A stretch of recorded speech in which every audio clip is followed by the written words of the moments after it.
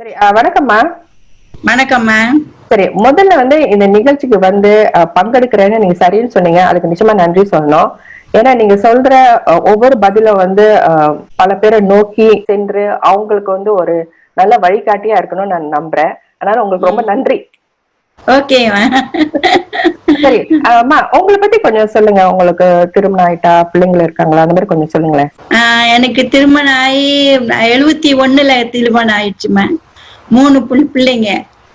என்ன என்ன வயசாகுது சொல்லுங்களேன். பெரியவங்களுக்கு 47 வயசு, ம். சின்னவங்களுக்கு 46, இன்னொருத்தவங்களுக்கு 33 வயசு. அப்படின்னா பேரம் பேத்தி எடுத்துட்டீங்களா? பேரம் பேத்திலாம் எடுத்தாச்சு. பேரனுக்கெல்லாம் கல்யாணம் பண்ண போறோம். ஓ, பரவாயில்லையே.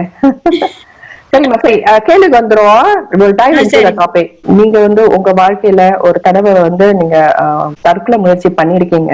அது எந்த வயசுல நீங்க அந்த தற்கொலை முயற்சி செஞ்சீங்க? 21 வயசுலம்மா. 21 வயசுலதான் நான் தற்கொலை பண்ணிக்கிட்டேன். அப்போ சரி, இளைய வயசு, யங் வயசு தான் உங்களுக்கு. சரி, ஆமாம்மா, சின்ன வயசு. எதற்காக அந்த முடிவு எடுத்தீங்க அதை சொல்லுங்களேன். வீட்டுல பிரச்சனை, வீட்டுக்காரங்களோட மாமியார் கூட எல்லாம் பெரிய பிரச்சனை. அதனால மனசு ரொம்ப கஷ்டத்துல இருந்து அம்மா வீட்டுக்கு போனா அம்மாவும் அங்கேயே தான் இருக்கணும், அவங்க சொல்றதான் கேட்கணும்னு சொல்லிட்டாங்க. வேற வழி இல்லாம எனக்கு வழி தெரியல. சரி சரி, அந்த வலி வரும்போது தற்கொலை முயற்சி பண்ணணும்னு நீங்க வந்து முடிவெடுத்தீங்க. இது வந்து திடீர்னு, அதாவது இம்பால்சிவ் ஆக்கா, அல்லது சரி தற்கொலை பண்ணோம் கொஞ்ச நாளைக்கு அந்த மனசுலயே ஓடிட்டு இருந்து அது பிளான் போட்டு நீங்க வந்து அந்த முடிவு எடுத்தீங்களா, அல்லது திடீர்னு ஒரு நாளைக்கு அந்த வலி வந்து பொறுக்க முடியாம இம்பால்சிவ் ஆக்கா போய் நீங்க அந்த தற்கொலை பண்ணணும்னு முயற்சி பண்ணீங்களா? இல்லம்மா, அது நான் எப்போது நினைச்சுக்கிட்டு இருந்தது. திடீர்னு அன்னைக்கு அந்த வீட்டுல அவ்வளவு பிரச்சனை வரவும் அந்த மாதிரி ஒரு சூழ்நிலை எனக்கு உருவாயிடுச்சு. அந்த சமயத்துல எடுத்த முடிவு தாம்மா அது. எவ்வளவு பெரிய தவறு செஞ்சிட்டான் பாருமா. சரி. இப்போதுமே எனக்கு இந்த கேள்வி எப்போதும் தோணும். ஏன்னா இப்போ தற்போது நிறைய நிறைய தற்கொலை செஞ்சுக்கிட்டாங்கன்னு நிறைய வந்து தகவல்லாம் வருது. கேட்கும்போது ரொம்ப கவலையா இருக்கு. ஆமா, அதான் அந்த சமயத்துல அது உங்களுக்கு எடுக்கிற முடிவு தப்பான முடிவுதாம்மா. கொஞ்ச நேரம் யோசிச்சு சிந்திச்சு அப்புறமா மெதுவா முடிவு எடுத்திருந்தா இந்த மாதிரி முடிவுக்கு யாரும் வரவே மாட்டாங்க. அது அவசரப்பட்டு எடுக்கிற முடிவுதான் மனசு வெறுத்து போதில்லம்மா. மனசு உடைஞ்சு போய் அந்த சமயத்துல அதுதான் தோணும். வேற வழி இல்லாம அதை தான் செய்ய தோணும். நம்ம கொஞ்ச நேரம் உட்கார்ந்து சிந்திக்கணும். நம்ம செய்யறது தவறா சரியான்னு சொல்லி நம்ம சிந்திக்கணும். நம்ம அதை விட்டுட்டு நம்ம பதறிட்டோம்னா, மனச பதற விட்டுட்டோம்னா அந்த முடிவு அதை தான் எடுக்க சொல்லும் நம்மளுக்கு. சரி, இந்த கேள்விதான் கேட்கலாம்னு நினைச்சேன். அந்த தற்கொலை முடிவு தற்கொலை செய்யும் போது அவங்க மனசுல என்ன வாட்ஸ் ரன்னிங் இந்த மைண்ட், அந்த கேள்வி கொஞ்ச நேரத்துல நம்ம புத்தி வந்து செதற விட்டுடுறோம், அவ்வளவுதான்மா.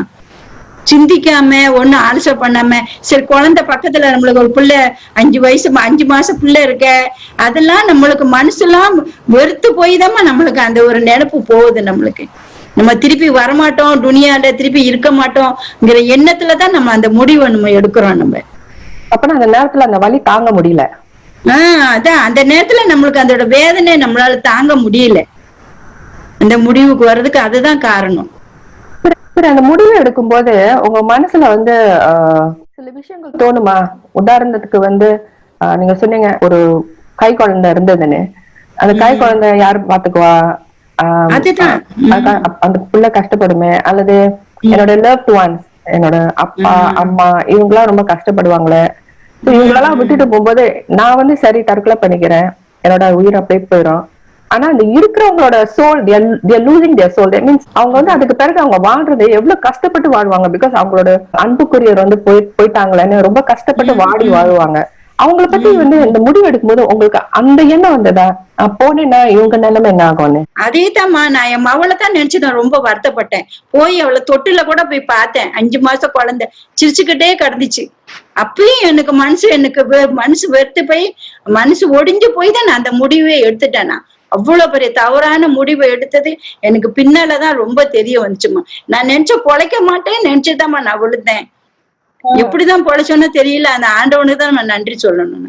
உங்க விஷயத்துல அந்த நேரத்துல கண் முன்னாடியே பிள்ளை இருக்கு, அப்பயும் நீங்க வந்து அந்த வலி தாங்க முடியாம முடிவு எடுத்தீங்க. அதே மனசு வேதனை தாம்மா, வெறுத்து போய் தாம்மா அந்த மாதிரி போக சொல்லுது. நம்ம உட்கார்ந்து கொஞ்ச நேரம் நல்லா சிந்திச்சு மனசு நம்மளுக்குன்னு ஒருத்தவங்க ஆறுதலா ஒரு வார்த்தை பேசினா கூட நம்ம மனசுக்கு ஆறுதலா போயிடும். யாருமே இல்லங்கிற பட்சத்துல நம்மளுக்கு அந்த முடிவு தாம்மா எடுக்க சொல்லும். அப்ப அந்த நேரத்துல நீங்க வந்து யாராவது கால் பண்ணி பேசிருக்கலாமே? இல்ல, அந்த காலத்துல அப்பெல்லாம் வீட்டுல அவ்வளவு போன் வசதி இல்ல பாருமா. போனா வீட்டுங்களுக்கு தான் போகணும், அம்மா வீட்டுக்கு எல்லாம் வீட்டுக்கு பஸ் எடுத்துதான் போகணும், இல்லாட்டா அப்பெல்லாம் போன் வசதி இல்லையே. சரி, தற்கொலை முயற்சி பண்ணீங்க, அதற்கு பிறகு என்ன ஆச்சுன்னு சொல்லுங்களேன். தற்கொலை பண்ணி முடிஞ்சு நான் 5 நாளா ஆஸ்பத்திரியில கடந்திருக்கேன். டாக்டர் சொன்னா எங்க அம்மா கடந்து டாக்டரை பிடிச்சி அழுதாங்க. ஏன்னா அம்மாவை நான் அவ்வளவு செல்லமா வளர்ந்த பிள்ளை. டாக்டரை பிடிச்சி அழுதுட்டு டாக்டர் சொன்னாங்க, உங்க மக பொழைக்காது, ரொம்ப மோசமான நிலைமையில இருக்கு, மேல இருந்து கீழே விழுந்துருச்சு, ரொம்ப பொழைக்க வைக்கிறது ரொம்ப கஷ்டம் அப்படின்னு சொல்லிட்டாங்க. அப்ப எங்க அம்மா டாக்டர் காலெல்லாம் விழுந்து அழுதாங்க, எப்படியாச்சும் என் பிள்ளை எந்திரிக்கணும், பொழைக்க வைங்க டாக்டர்னு. அப்போ டாக்டர் எவ்வளவு இல்லாம முயற்சி பண்ணி ஒரு 5 நாளில நான் கண்ணை முழிச்சிட்டேம்மா. 5 நாள் நானே மயக்க நிலையில தான் கடந்திருக்கேன். என்ன முகத்துல கொண்டு அடிச்சதுனால எனக்கு வந்து உஷார் இல்லை. இதே இந்த பின் பக்கம் அடிச்சிருந்துச்சுன்னா, மூளை பக்கம் இருந்தேன்னா நான் பொழைச்சிருக்க மாட்டேன். இப்படி போய் விழுந்ததுனாலதான் எனக்கு வந்து எப்படியோ டாக்டர் எப்படியோ கஷ்டப்பட்டு பொழைக்க வச்சுட்டாங்க. 5 நாள் கண்ணை முழிச்சிட்டேன். 5 நாள்ல என்ன காலெல்லாம் சரியான அடி, காலு முள்ளு ஒடிஞ்சு போய், இது இடுப்பு முள்ளு எல்லாம் உடஞ்சு போச்சு. 3 மாசம் பெட்டில் இருக்கிற நிலைமை தான். அவ்வளவு கஷ்டப்பட்டேன், எந்திரிக்க முடியாது, ஒண்ணு செய்ய முடியாது. கம்பி வச்சுதான் கட்டி வச்சிருந்தாங்க 3 மாசமா. கல்லு முள்ளு முள்ளு உடஞ்சிருச்சு 2ஆ ஜாயின் பண்ணி கம்பி வச்சு கட்டி தொங்க விட்டுருந்தாங்க. 3 மாசம் பெட்டிலே தான் இருக்கணும், எந்திரிக்க முடியாது. சரி, தற்கொலை முயற்சி பண்ணிட்டு நீங்க வந்து தப்பிச்சிட்டீங்க. அந்த நேரத்துல வந்து நீங்க மருத்துவமனையில இருந்தீங்க. கண் விழிக்கும் போது உங்களுக்கு என்ன தோணுச்சு, உங்க மனசுல என்ன தோணுச்சுன்னு சொல்லுங்களேன். கண்ணை முழிச்சு பார்த்தப்ப எங்க அம்மா பக்கத்துல இருந்தாங்க.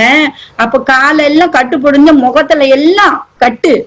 அப்ப கண்ணு மட்டும்தாம்மா தெரிஞ்சிச்சு, எல்லாம் கட்டு, வாய் மூக்கு நெத்தி எல்லாம் கட்டு, பிளாஸ்டர் போட்டு ஒட்டி இருந்தாங்க. அப்ப நான் முழிச்சு பார்த்துட்டு, நான் எங்க இருக்கமான்னு கேட்டேன். நீ ஆஸ்பத்திரியில தாம்மா இருக்க, நீ இத்தனை நாளா நீ கண்ணு திறக்கலையே அப்படின்னு. அப்பதாம்மா நான் நினைப்பு வந்துச்சு, ஓ நான் மேல இருந்து கீழே விழுந்துட்டேன், எவ்வளவு பெரிய இதை செஞ்சிட்டேன், எவ்வளவு பெரிய பாவத்தை செஞ்சிட்டேன், காலையும் தூக்க முடியல, ஒத்த காலி இலும்பு மாதிரி இருக்குது, தூக்க முடியல, இவ்வளவு பெரிய பாவத்தை செஞ்சிட்டமே, நீ இந்த மாதிரி செஞ்சிட்டியடான்னு சொல்லிட்டு எங்க அம்மா அழுதது. அப்பதாம்மா எனக்கு நினைப்பே வந்தது, நான் மேல இருந்து கீழே விழுந்து இவ்வளவு பெரிய தவறு செஞ்சிட்டமே அப்படின்னு. செய்யக்கூடாத தவறை நம்ம செஞ்சிட்டோமே, இவ்வளவு முட்டாள்தனம் பண்ணிட்டோமே, இப்ப படிச்சிருந்து இவ்வளவு முட்டாளா இருந்தமே, அப்பதான் நான் வருத்தப்பட்டேன், ரொம்ப ரொம்ப வருத்தப்பட்டேன். நான் இப்ப பல வருஷம் ஆயிடுச்சு அந்த முயற்சி பண்ணி, சரியா? 71 இல்லம்மா, அது நடந்து வந்து ஒரு 40 வருஷம் ஆகுது.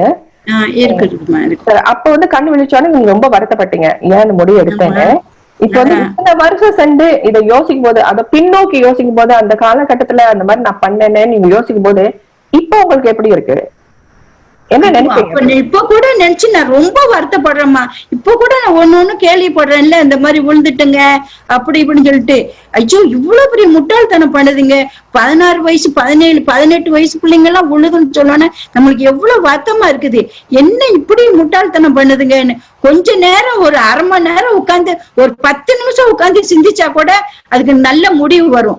எதுக்கு நம்ம இப்படி செய்யறோம், இந்த உலகத்து அப்ப வாழத்தானே ஆண்டவன் படிச்சான், எதுக்கு இந்த உலகத்தை விட்டு போகணும், துனியா விட்டு போகணும்னு சொல்லி அப்ப கொஞ்ச நேரம் உட்கார்ந்து சிந்திச்சு பார்க்கணுமா. அந்த அறிவு கொஞ்ச நேரத்துல செதற விடக்கூடாது. செதற விட்டுட்டோம்னா இப்படிதான் ஆயிடுது நம்மளுக்கு மனசு. வந்து ரொம்ப ட்ராமேட்டிக்கா இருக்கும்னு சொல்லுவாங்க. அதை யோசிக்கும் போது, அந்த சம்பவத்தை யோசிக்கும் போது, அது அந்த சம்பவத்தை இன்ன வரைக்கும் உங்களுக்கு யோசிக்கும் போது உங்களுக்கு பயமா இருக்கா? கண்டிப்பாமா, அந்த நினைப்பு நினைச்சாலே எனக்கு உடம்பெல்லாம் பதறும். எனக்கு எப்படி இந்த மாதிரி ஒரு முடிவு எடுத்தோம் அப்படின்னு சொல்லி இந்த மனசு பதைக்கதான் செய்யும். நம்ம இப்படி செஞ்சிட்டோமே, விழுந்துட்டோமே, இன்னும் மனசுல அச்சம் இருந்துகிட்டே தான் இருக்குது எனக்கு. இத்தனை வருஷம் ஓடியும் இந்த பிள்ளைங்க உழுதுன்னு சொல்லி கேள்விப்பட்டா கூட என் மனசு கடந்து அப்படி பதறும் எனக்கு. ஐயோ என்ன இப்படி செஞ்சிருச்சுங்களா அப்படின்னு பயம் இருந்துட்டே இருக்கு. பயம் இருந்துகிட்டே தான் இருக்கு இன்ன வரைக்கும். இந்த மாதிரி உழுவுற பிள்ளைங்களும் நான் மனசு ரொம்ப வேதனைப்படுவேன், என்ன இப்படி செஞ்சிருச்சுங்க அப்படின்னு. ஆமா, ஏன்னா அவங்க விட்டுட்டு போன அந்த குடும்பத்தார் ரொம்ப கஷ்டப்படுவாங்க. அதான் சொல்றோம்மா, அது குடும்பத்தார மாதிரி முன்ன யோசனை பண்ணி பார்க்கணும்.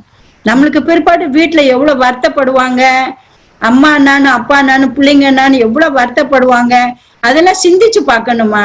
சிந்திச்சு பார்த்தோம்னா அந்த மாதிரி ஒரு முடிவுக்கு நம்மளுக்கு வரது தோணாது. நம்மளுக்கு நம்ம சிந்திக்காம தான் மனுஷன் நிலத்தரமில்லாம நம்மள அவதிப்படுறதுனாலதான் நம்மளுக்கு அந்த மாதிரி ஒரு நிலைமை முடிவுக்கு வர சொல்லுது. ஒரு முடிவா நம்ம சிந்திச்சு நல்ல யோசனை பண்ணணும். அந்த நேரத்துல நீங்க வந்து தற்கொலை முயற்சி செய்யும் போது உண்மையிலே இறந்திருந்தீங்கன்னா, சாரி இந்த கேள்வி நான் கேக்குறேன், அந்த தற்கொலை முயற்சி வந்து உங்க குடும்பத்துக்கு என்ன இருக்கும்னு நினைக்கிறீங்க? கண்டிப்பா எங்க அம்மாவால தாங்கிக்க முடியாது. இன்னொன்னு என் குழந்தை, அந்த குழந்தை செல்வம் எங்க யாரு கையில கடந்து சீரழிஞ்சு நிக்கிறோன்னு அது வேற எனக்கு மனசு. நான் உழும்போது கூட நான் அதைத்தான் நினைச்சேன். நம்ம இல்லைன்னா சொன்னி இந்த பிள்ளை யார் யாரு கையில நின்றுட்டு இருக்கிறது சீரழிகிறோ தெரியலையே, அதைத்தாம நினைச்சேன். நான் அழுதேனா அப்பயே மனசு வந்து பாலா போன மனசு கேட்காம நான் உழுந்துட்டேன். இந்த மாதிரி அழகான செல்வத்தை விட்டுட்டு போறோமே, அப்படிதான் எனக்கு மனசு வந்துச்சு, வருத்தப்பட்டேன். நான் நீங்க சொன்னீங்க இல்லையா, என்ன மாதிரி ஒரு வருத்தப்பட்டு நான் விழுந்தேன்னு சொன்னீங்களே, அந்த வலி தான் வந்து ஒரு தாங்க முடியாத வலி நான் நினைக்கலாம். ஏன்னா அந்த நேரத்துல அந்த வலி ஏற்படுது, அது இம்பாசிவ் ஏக்கா வந்து தற்கொலை முயற்சி பண்றாங்க, அல்லது அந்த வலியினால பொறுத்து தாங்க முடியாம தற்கொலை பண்றாங்க. அந்த வலியை எப்படி வந்து ரிசால்வ் பண்ணலாம், எப்படி தீர்க்கலாம்னு நினைக்கிறீங்க? நம்ம மனசு விட்டு பேசணுமா, நம்மளுக்கு ஒரு ஆள் ஆறுதலா இருக்கணும். நம்ம அவங்கள்ட்ட மனசு விட்டு பேசி நம்மளுக்கு ஆறுதலா சொன்னா அந்த முயற்சியை கண்டிப்பா தடுக்கலாம். நம்மளுக்குன்னு ஒரு ஆள் வந்து நம்மளுக்கு அன்பா ஆறுதலா இருந்து நம்ம மனசு விட்டு பேசணும். பேசினா கண்டிப்பா தடுத்துடலாம். இன்னொரு விஷயம் வந்து, நம்ம விட்டுட்டு போற நம்ம அன்புக்குரியவர் ரொம்ப கஷ்டப்படுவாங்களேன்னு கொஞ்சம் யோசிச்சாங்கன்னா மேபி அவங்க வந்து கண்டிப்பா. ஆமா, அதையும் சிந்திச்சு பாத்துருக்கலாம். இப்ப எப்படி இருக்கீங்க சொல்லுங்க, அதை சொல்லுங்க. இப்ப ஆண்டவன் புறத்துல நல்லா இருக்கம்மா, நல்ல சோமா பிள்ளைங்களோட எல்லாம் நல்லா இருக்கம்மா. ரொம்ப சந்தோஷம், ரொம்ப சந்தோஷம். சரி, இன்னொன்னு ஒரு கேள்வி. மறுபடியும் உங்களுடைய வாழ்க்கையில ஒரு கஷ்டம் வந்து அந்த வலி தாங்க முடியாம பொறுக்க முடியாம, நீங்க சொன்னீங்களா அந்த நேரம் வரும் அதனாலதான் ரொம்ப பேர் தற்கொலை பண்றாங்கன்னு, மறுபடியும் உங்க வாழ்க்கையில அப்படி வந்துச்சுன்னா நீங்க மறுபடியும் அந்த முடிவு எடுப்பீங்களா? கண்டிப்பா எடுக்க மாட்டோமா. எனக்கு அன்புக்கு அன்பா தாய் என் புள்ள இருக்குமா, என் செல்வம் இருக்குது. இனிமே எனக்கு எந்த கவலையும் இல்லம்மா. எனக்கு எப்படி எதே இடிஞ்சு விழுந்தா கூட நான் கவலைப்பட மாட்டேன். இனிமே எனக்கு என் புள்ள ஆறுதலா என் மகன் இருக்காங்க, எனக்கு அதே போதுமா. எந்த ஒரு கஷ்டமான நிலைமையில இந்த மாதிரி முடிவுக்கு நான் வரவே மாட்டேன். நான் இனிமேல் வர்ற பிள்ளைங்களுக்கும் இந்த மாதிரிதான் சொல்லணும். எந்த ஒரு காரியத்துக்கும் இந்த மாதிரி ஒரு எண்ணத்துக்கு இடம் கொடுக்கவே கூடாது. ஒரு நல்ல ஒரு முடிவா சிந்தனை பண்ணி நல்ல அந்த முடிவுக்கு அந்த கட்டுப்படுத்தி அவங்க மனசை திடப்படுத்திக்கணும். உங்களுக்கு ஆமா, அவங்க வந்து அந்த முடிவு எடுக்கும் போது அவங்களுக்காக அன்புக்குரியவர்கள் இருக்காங்க, அவங்களோட அப்பா அம்மா இருக்காங்க. கண்டிப்பா இருக்காங்க, அந்த மாதிரி கொஞ்சம் அதுதான் நம்மளுக்கு அவங்களுக்கு ஆறுதல் சொல்ல ஒரு ஆள் இருந்தா போதுமா.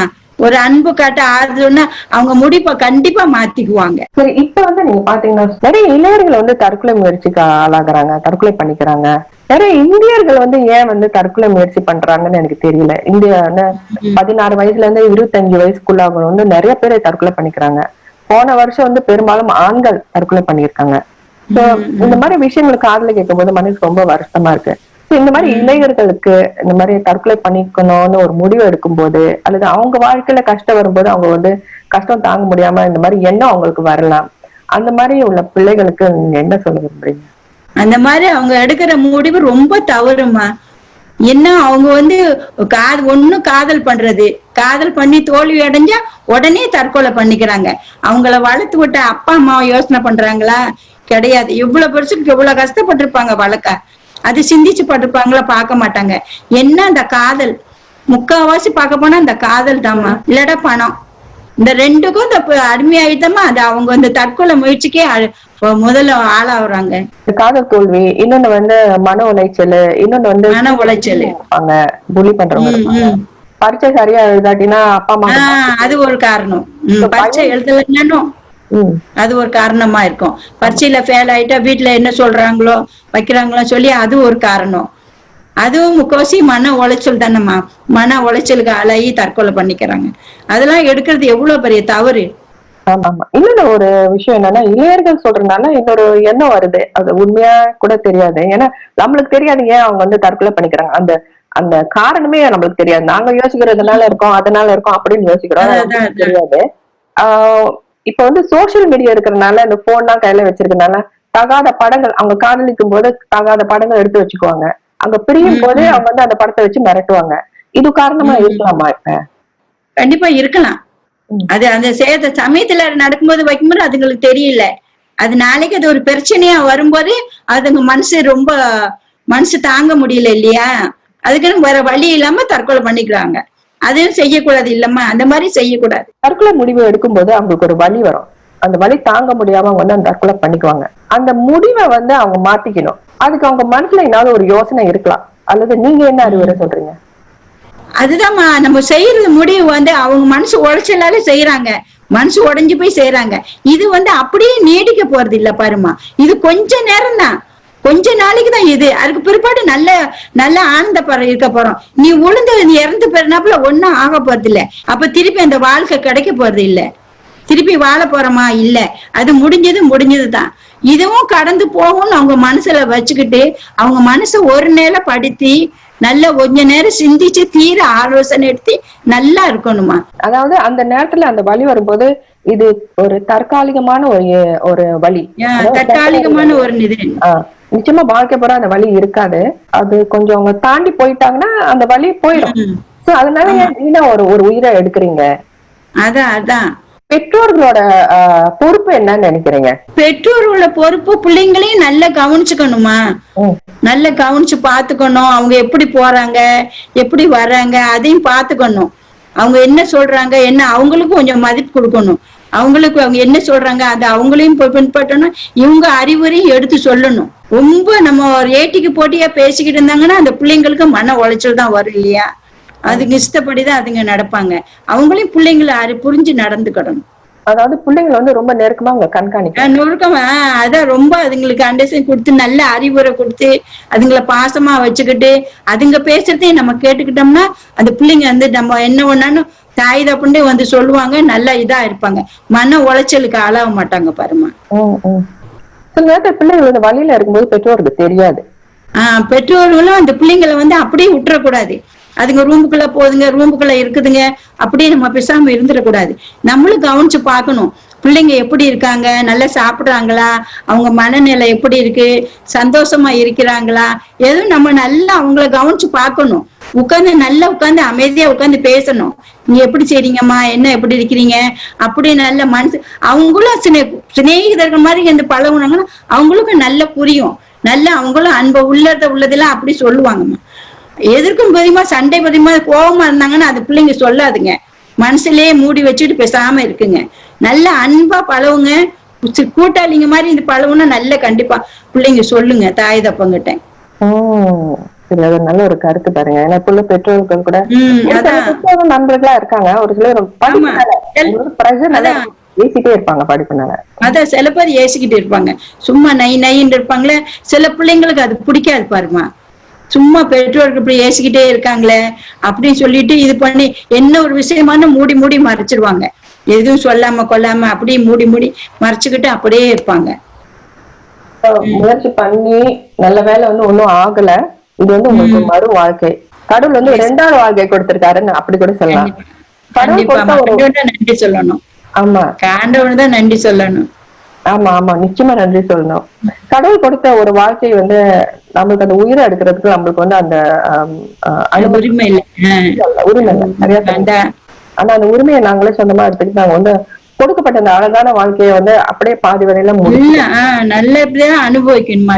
ஆண்டவன் கொடுத்த வாழ்க்கையை நம்ம நல்லவா ஆண்டவன் கூப்பிடுற வரைக்கும் நம்ம நல்லா அனுபவிக்கணும். அதுக்குதான் ஆண்டவன் நம்மள படிச்சா துணியால எதுக்கு படிச்சாங்கன்னா நல்லபடியா இருந்து வாழதன்மா கொடுத்தாங்க. நீ பாதியிலே நீ தற்கொலை பண்ணிட்டு போன்னு சொல்லி ஆண்டவன் ஒண்ணு சொல்லலையே. ஏன் நம்ம அதுக்கு இடம் கொடுக்கணும்னு சொல்லுமா. பாதிக்கப்பட்ட ஒருவர் நீங்க தப்பிச்சு வாழ்ந்து வேற வந்திருக்கீங்க. அதாவது கஷ்டத்தையும் நோக்கி போயிருக்கீங்க. அதை தாங்க முடியாம முயற்சி பண்ணிருக்கீங்க. அதுக்கு பிறகு நல்ல வாழ்க்கை அனுபவிச்சிருக்கீங்க. உங்களோட அனுபவங்களை நீங்க பகிர்ந்து கொண்டீங்க. உங்களுக்கு நிச்சயமா நான் ரொம்ப ரொம்ப நன்றி சொல்லணும். நீங்க சொன்ன சில அறிவுரைகள் மற்றவர்களை போய் சேரணும்னு நான் நம்புறேன். எனக்கு ஒரு சொல்ல ஒரு இது அனுமதி கிடைச்சதுக்கு ரொம்ப நன்றிம்மா. நன்றி, வணக்கம்.